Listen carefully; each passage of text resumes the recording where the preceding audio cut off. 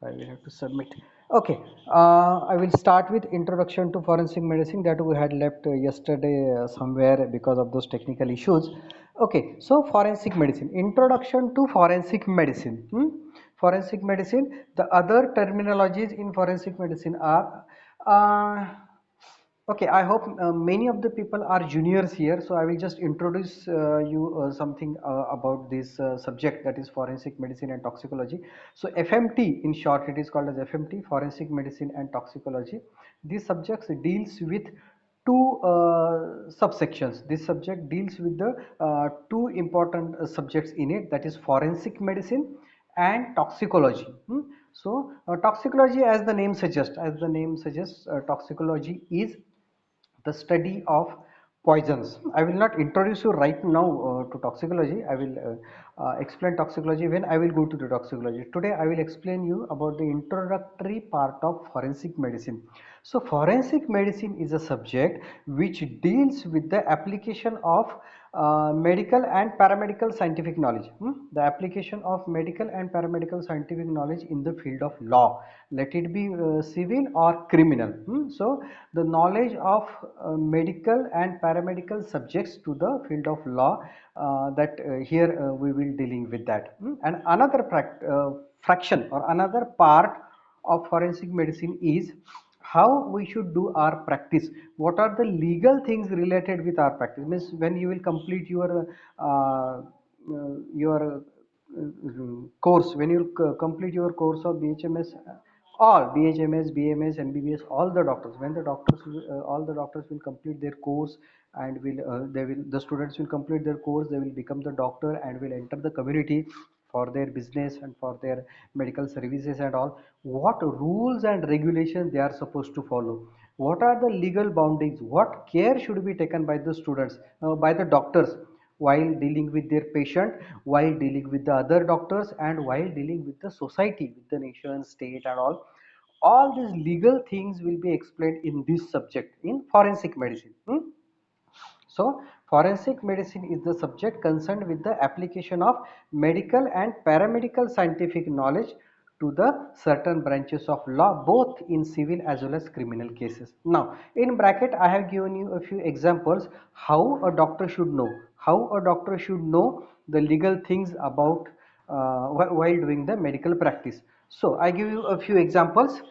First is rape. In case of rape, if any girl or woman goes to the police station and complains that she has been raped, what the police officer will do? Police officer will take that woman or girl or that victim to the government hospital. Will take her to the government hospital and will ask the medical officer, will ask the doctor to go for medical examination. Her physical checkup is to be done, and then the doctor will prepare the report, her medical report, and then only the case will progress further. So here the role of doctor or your role of medical and paramedical knowledge will come into play. Second thing, blindness. If any person complains of, I just given you a few examples when a doctor's report will be very important, or how our medical and paramedical knowledge is to be applied in the field of law. So second example is blindness. If any person complains of blindness, maybe after some quarrel, some or while working in the factory somewhere, and he has got some accident, or during the quarrel, if the person has got trauma to his eye, he will go to the police officer, or will in the court he will say that I have got severe injury to my eye, that's why I have lost my sight, I am not able to see. So what that court will tell, go to the government hospital or go to the doctor and get your eye checked. If you are really blind, then we will decide what to do, whether you should get compensation or not. So here the doctor will examine that patient and will decide whether the person really has become blind or not, will give the certificate accordingly, and then only whether the person is really has got any severe injury to his eye, whether he really has lost his sight or not, that will be decided, and accordingly the case will progress further. Same example with AMI and accident, acute myocardial infarction. AMI is shortcut of acute myocardial infarction, that is heart attack and accident. Person while walking beside the street, if suddenly falls on the road and is run over by a vehicle, And during post-mortem examination, it has been found that the person fell down because of acute myocardial infarction. He was already dead before the person was run over by the vehicle. So will that driver will be guilty? No, that driver will not be guilty because that person was already dead when he fell on the road because of acute myocardial infarction. He was already dead, and later on he was run over by the vehicle. So that driver will not be guilty. So here, that report of the post-mortem examination. If the post-mortem examination report says that the person was dead at the time he was run over by the vehicle, and during the post-mortem examination, opening the chest, opening the heart, it will show the changes that the person was died because of acute myocardial infarction. That driver uh, will not be punished. Then very important thing is post-mortem examination, PM examination, that is post-mortem examination for cause of the death. One example just I give you. So when any you are not sure about the cause of the death, if the police officer or investigating police officer is not sure about the cause of the death of the person, what he will do, he will send that dead body to the government hospital, and there the medical legal examination, what we call it as post-mortem examination or autopsy, will be done, and the report of the cause of the death, time since death, everything will be written in detail. We'll study in forensic medicine how the post-mortem examination is carried out. So got the post-mortem examination will be carried out, and the cause of the death will be decided by the medical officer. Accordingly, the report will be prepared and submitted to the that concerned investigating police officer as well as to the court. Then another example I have mentioned here is drinking and driving. If any driver is caught, so say for example, any accident has occurred, and that driver is found to be drunk. The driver is found to be drunk. What the police officer will do? He cannot immediately blame him that you are drunk. That's why that accident has occurred and so many deaths have occurred and all. So he will take that person to the government hospital. There, the medical examination at the blood alcohol level and so many, their amount of breath in the amount of alcohol in the breath, that what we call it a breath analyzer, that will be used, and the doctor will decide whether that person was really drunk or not. And after the blood investigation, the deciding the alcohol level in the blood, the doctor will tell whether that alcohol level was so much dangerously high that the person is not able to drive. So doctor will give the medical certificate about the dangerously high level of blood alcohol and whether that person is guilty or not. Yes.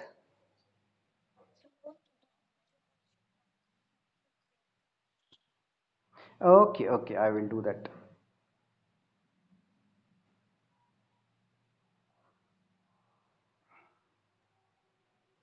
Okay,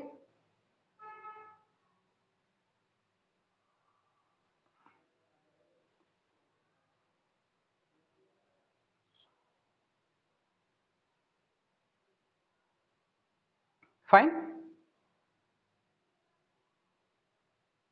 You can hear me? Okay, okay, I will continue. So got the examples in case of rape, in case of blindness, in case of acute myocardial infarction and accident, I just explained. Then in case of medical legal autopsy, what we call it as post-mortem examination for searching the cause of death to decide the time since death, and in case of accident, whether the person was drunk or not. For all these cases, doctor's report will be very, very important, and here the doctor will have to apply his medical and paramedical knowledge for the actual, you can say, for deciding whether that person was really guilty or not, whether that person was innocent or not. So application, again I repeat, the application of medical and paramedical scientific knowledge to the branches of law, both civil and criminal. So in short, medical aspect of law, how the doctor or how the medical knowledge will help in so many legal cases, what we call it as medico legal cases, MLC, medico legal cases. So other another terminologies are legal medicine, forensic pathology, which I have written in bold, you can see, medical jurisprudence, and state medicine. I will explain all these terms one after other. So forensic medicine is a very, very vast subject. All the branches of the medicine are related to it. You should have good knowledge of anatomy. You should have good knowledge of pathology, surgery, medicine. Each and everything is related with this forensic medicine, or you will have to apply the knowledge of all these branches in the field of law. So a medical jurist should understand both medical as well as legal aspect. The both medical as well as legal aspect should be studied carefully by the uh, that medical jurist. He should have medical knowledge and provisions of law like Indian Penal Code, Criminal Penal Code. All these laws should be known. So some of them you might have heard 302, IPC 302 is for killing someone. So like that. So all the IPCs, CRPCs, as we will come across on this subject individually, I will tell you the importance of these IPCs. So for injury, what is the IPC? For grievous hurt, what is the IPC? Like that. You should know the IPCs of all these cases. Now, the terms we have used here, the terms we have used here, forensic pathology. So we will see what is forensic pathology. All this can be asked as a two-mark question. And yes, please, while attending my lecture today, I was about to write it on your WhatsApp message when I was about to invite you for today's lecture. Please, whenever you will attend my lecture after this, please keep a simple pen, paper, or at least one rough notebook and a pen with you so that you will go on writing the two-mark questions, because when I will discuss every time I will go on telling you this can be asked as a two-mark question, this can be asked as a two-mark question, so that's why you can have a two-mark question bank, as well as I will tell you which can be asked as a five-mark short note as well, so you can have a question bank. It will be easy for you to study. So forensic pathology is asked as a two-mark question. Forensic pathology is asked as a two-mark question. So it deals with the medical legal investigations of death. So after death, what happens to the body and how the death has occurred. So all those investigations regarding the death, all the investigations on medical legal investigations of the death will be covered under this term, that is forensic pathology. So when it will be required, if any person is dead naturally, means maybe because of acute myocardial infarction or some illness, cancer, the person was already having some illness, or because of some illness the person has died by naturally, there is no need of any investigation. You can simply perform your all those regional things, and you can bury the body, or you can burn the body depending upon the regional customs. But if the death is sudden, unexpected, suspicious, unnatural, or violent, the investigation should be carried out to decide the cause of the death. So here knowledge of the doctor will play very important role. So that all will be discussed under forensic pathology. Got? So forensic pathology, it deals with the medical legal investigations of death when the death is not natural, that is the death is sudden, unexpected, suspicious, that may be because of homicide, that may be because of accident, so like this. If the cause of the death is suspicious or under query, unnatural death, the person has not died by any natural disease, and in case of violent deaths, like homicide and all. Another term, just we have seen, I had written in the bold in the previous slide, medical jurisprudence. I have already told you in the introduction part what is medical jurisprudence. Medical jurisprudence will also ask as a two-mark question. It can also be asked as a two-mark question. It has been asked. So medical jurisprudence is the subject that deals with the knowledge of law in relation to medical practice. Knowledge of law in relation to medical practice.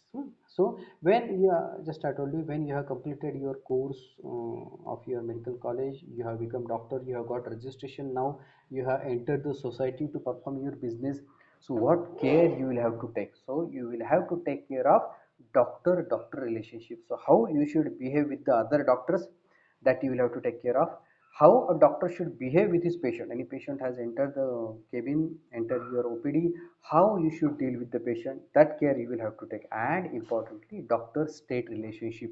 What are the duties of doctor towards his society, towards the state, towards the nation? All these things will be studied in this particular subsection of forensic medicine, that is medical jurisprudence. So medical jurisprudence is the knowledge of law in relation to the medical practice. When you will start with your medical business, your medical practice, you will have to take care of doctor-doctor relationship, doctor-patient relationship, and doctor-state relationship.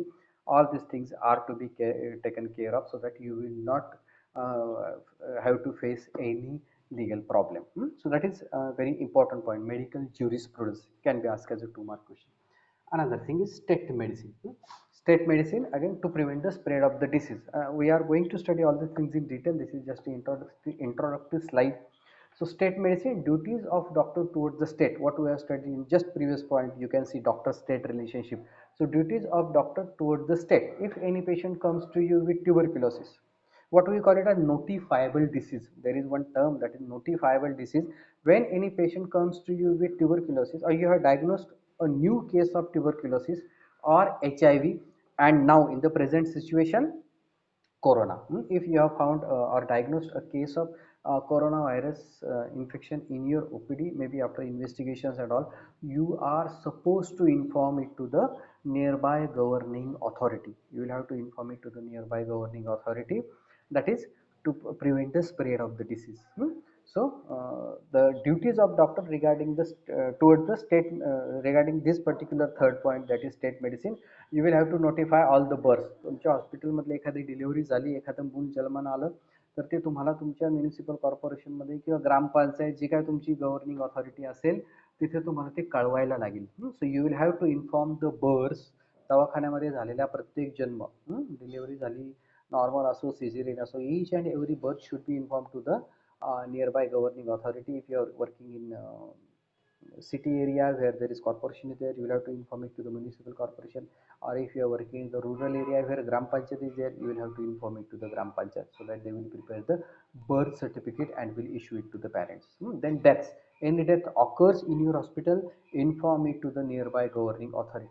Notifiable disease, just I explained you about the notifiable disease. Any patient of notifiable disease, examples are AIDS. If any new case of AIDS or HIV viral infection is diagnosed in your clinic or hospital, inform it to the governing authority. If any tuberculosis case is detected, inform it to the governing authority. And food poisoning from hotel means if you get so many patients, अचानक असं होतं की एखाद्या दिवशी तुमच्याकडे अचानक जुलाब उलट्याचे patient वाढतात, पोटदुखीचे जुलाबाचे 10-15 पेशंट येत आहेत लागोपाठ 2-3 दिवस, यू शुड इन्फॉर्म. ते पाण्यातून असू शकतं, खाण्यापिण्यातून असू शकतं. आणि जेव्हा तुम्ही त्या पेशंटला, सगळ्या पेशंटला विचाराल की अरे बाबा का रे, तुम्ही काय खाल्लं होतं का बाहेर, कुठं खाल्लं होतं, and when all this patient will give you the typical history की हां अमुक अमुक हॉटेलमध्ये खाल्लं, तेव्हापासून माझं पोट बिघडले, तेव्हापासून मला जुलाब चालू झाले, किंवा असं फूड पॉयझनिंगचे सिम्पटम्स आले, तर what you have to do, inform it to the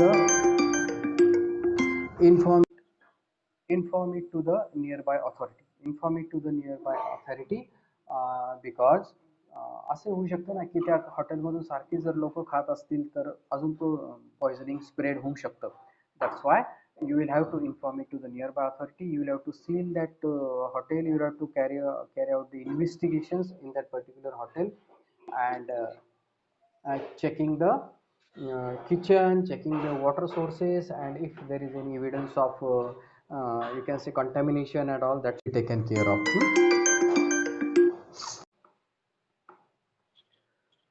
Okay. So in this way you will have to inform it to the authority. So this is all about the introductory part. I hope you all have come to know what we are going to study in forensic medicine. So forensic medicine is the subject uh, which deals with legal medicine, forensic pathology, medical jurisprudence, state medicine, and it is the application of medical and paramedical scientific knowledge to the certain branches of law, both in civil cases as well as in the criminal cases. So we will go to the first topic. I will just skip this inquest. I will not take right now inquest. We will go to the first topic from forensic medicine. Easier topic we will take to begin with. That is courts. Because just I told you in introductory part, I will just make it a bigger so that it will be easy for you to see. I hope you all can read it comfortably. Okay. So while just in the introductory part we have seen the doctor should know all the legal aspects, and all the medical and paramedical knowledge should be there to the doctor, so that yes.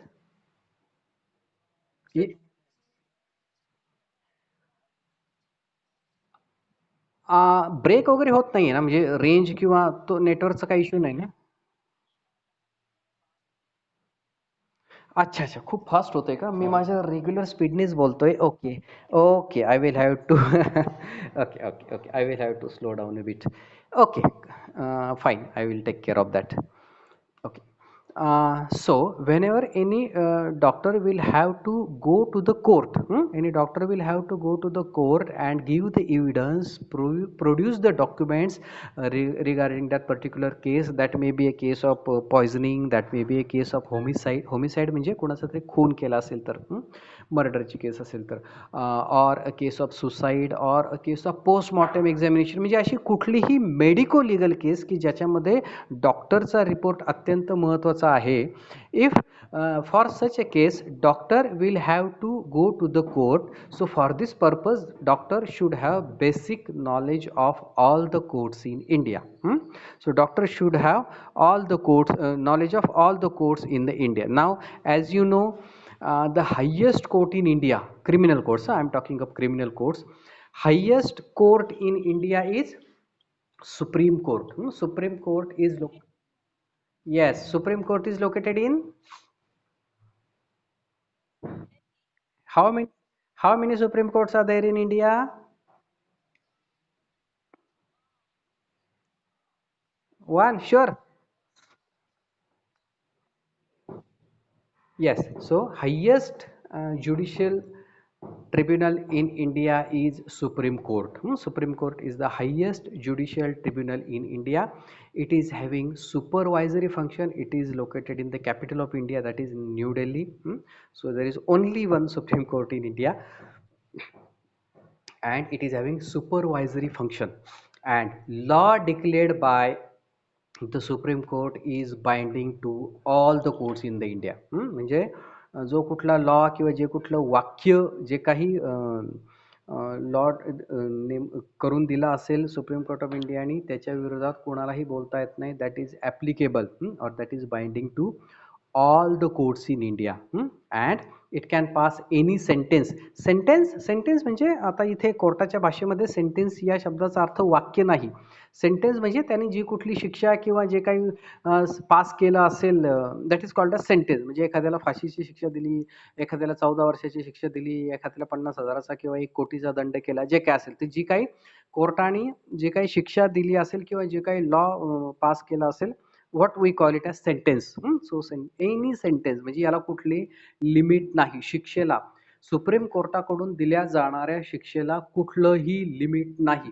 It can pass any sentence, म्हणजे फाशीपासून सगळं. आणि पैशामध्ये म्हणजे एखाद्या व्यक्तीला दंड करायचा असेल काही अपहारामध्ये किंवा फसवाफसवीमध्ये किंवा गैरव्यवहारांमध्ये, तर तो दंड सुद्धा कित्येक कोटी रुपयांमध्ये पण असू शकतो. तो there is no any limit for giving punishment by Supreme Court. So Supreme Court can pass any sentence, and the law declared by the Supreme Court is bounding to all the courts in India. They will have to follow it. Now High Court, anyone where the High Court is situated?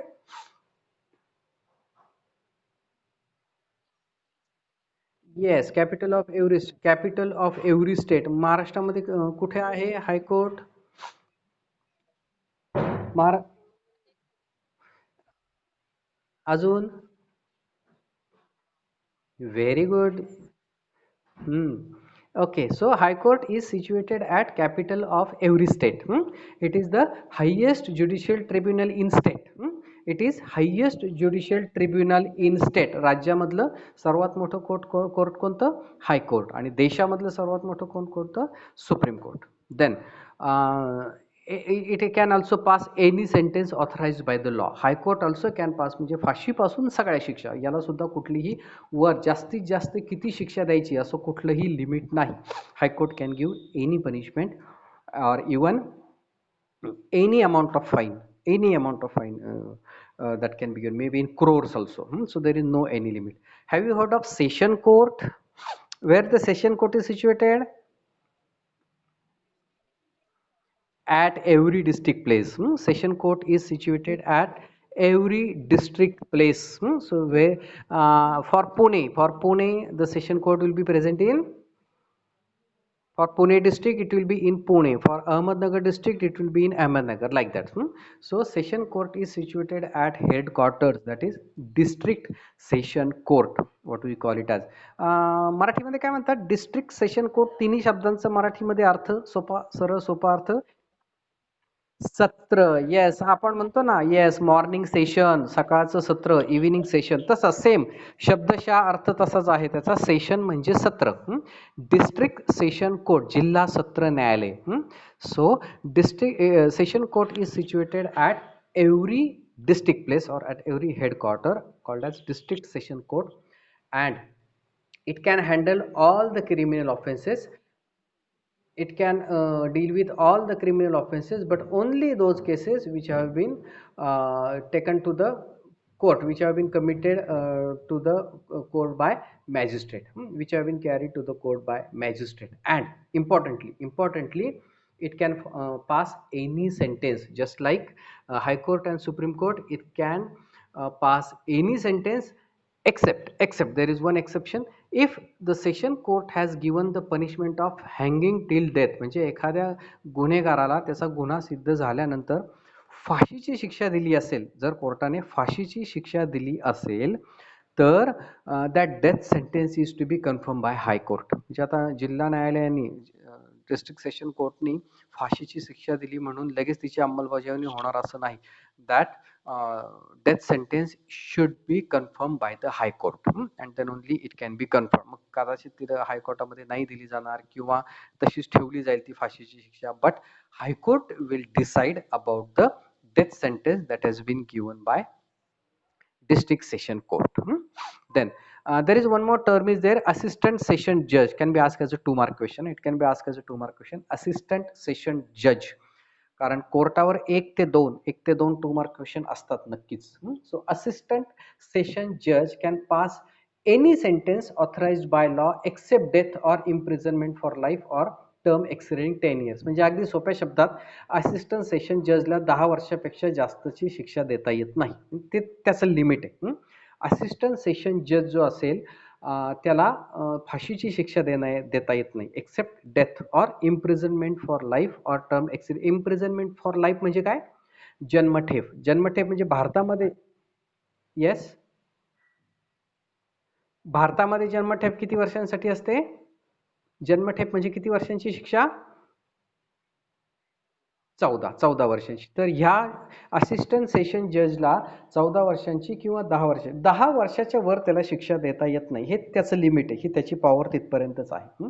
आणि त्याच्यापेक्षा severe case असेल, काही severe गुन्हा असेल किंवा त्यापेक्षा मोठी शिक्षा होण्याजोगा काही गुन्हा असेल, तर he will have to forward that case to the session court. And assistant session जज कॅनॉट गिव्ह द पनिशमेंट और इम्प्रिझनमेंट एक्सिडिंग 10 years.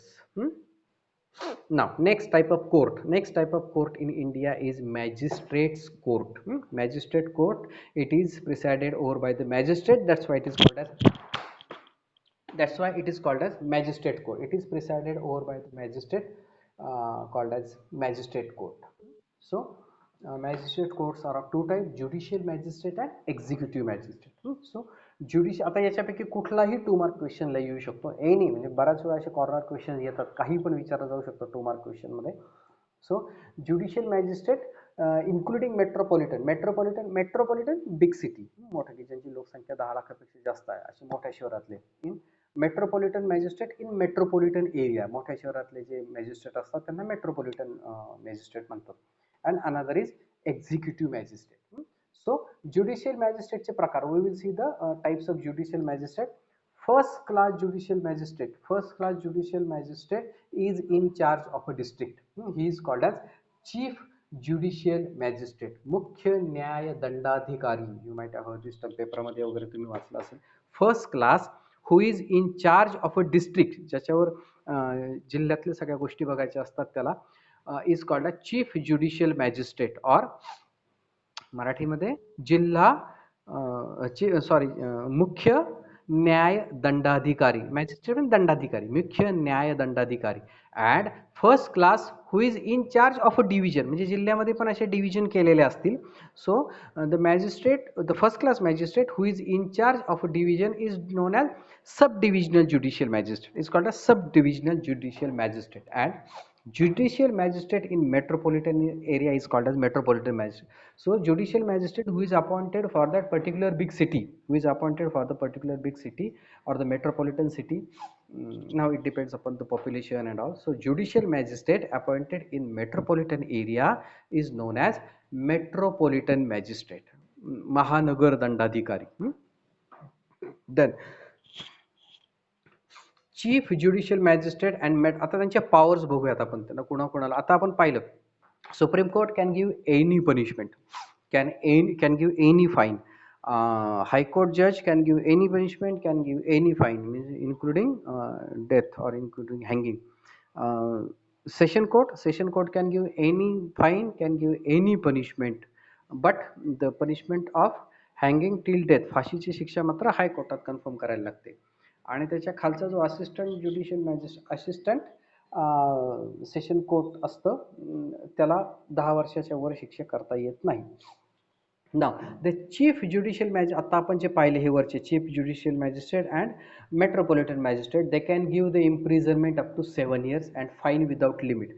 फाईनला मर्यादा नाही, कित्येक कोटी रुपयाचा पण तो दंड करू शकतो, अगदी हजारापासून लाखापासून कोटी रुपयापर्यंत तो दंड करू शकतो. So there is no any limit.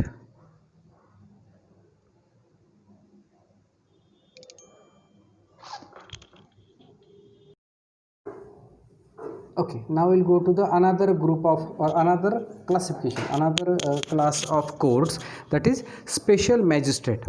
Special magistrate. So special magistrates are appointed in case of rioting. Rioting म्हणजे एखादी मोठी कुठेतरी दंगल झाली आहे आणि the number of persons arrested is very high, म्हणजे असं काहीतरी 100-200 लोकांना अटक केली आहे, गाड्या भरून कोर्टामध्ये आणलं आहे. तर मग आता रेग्युलर काम करणारे जे कोर्ट आहे, न्यायाधीश आहेत, त्यांच्यावर खूप जास्त लोड येईल आणि ते 1-2 दिवसामध्ये ह्या एवढ्या सगळ्या लोकांच्या केसेस एकाच दिवशी चालू शकणार नाहीत. So when the number of person arrested is very high, खूप जास्त लोकांना अटक करून आणलं असेल पोलिसांनी एखाद्या दंगलीतून वगैरे, तर अशा केसेसमध्ये, so in cases of writing, when the number of people arrested is very high, special magistrate is appointed. It is called as special magistrate, and that person is generally a metropolitan or judicial magistrate. He is generally appointed as a special magistrate. So special magistrate is the person who is appointed in case of rioting, where this is asked as a 2-mark question. It can be asked as a 2-mark question, what is special magistrate. So when there is any evidence of rioting, कुठेतरी मोठी दंगल झाली आहे, the number of arrested person is very high, in such cases the metropolitan or judicial magistrate is appointed as emergency, and he is appointed as special magistrate, and he will take care of all those people who have been arrested in large number. Another very commonly asked, this is the most commonly asked question, juvenile magistrate. It is the most commonly asked 2-mark question. So this juvenile magistrate is one when the offenders are children below 16 years of age. म्हणजे जेव्हा गुन्हेगार, बाल गुन्हेगार, तुम्ही शब्द ऐकला असेल, बाल गुन्हेगार, जेव्हा गुन्हेगाराचं वय, ती चोरी असेल, मारामारी असेल, खून असेल, काही पण, when any person arrested is less than 16 years, म्हणजे अटक केलेल्या मुलीचं वय जर 16 वर्षापेक्षा कमी असेल, तर आपण त्याला ह्या regular supreme court, high court, session court, magistrate court यांच्यासमोर उभं करत नाही. That boy or girl below the age of 16 years is made to stand in front of the special court, that is called as juvenile court. That is called as juvenile court, लहान मुलांसाठी चालवलं जाणारं court. And generally this juvenile magistrate is a lady. Generally ही स्त्री असते. Generally this court is presided over by a lady, called a juvenile magistrate. आणि समजा ह्या कोर्टमध्ये if that boy or girl who has been arrested and made to stand in front of the juvenile magistrate, if that boy or girl is found to be guilty,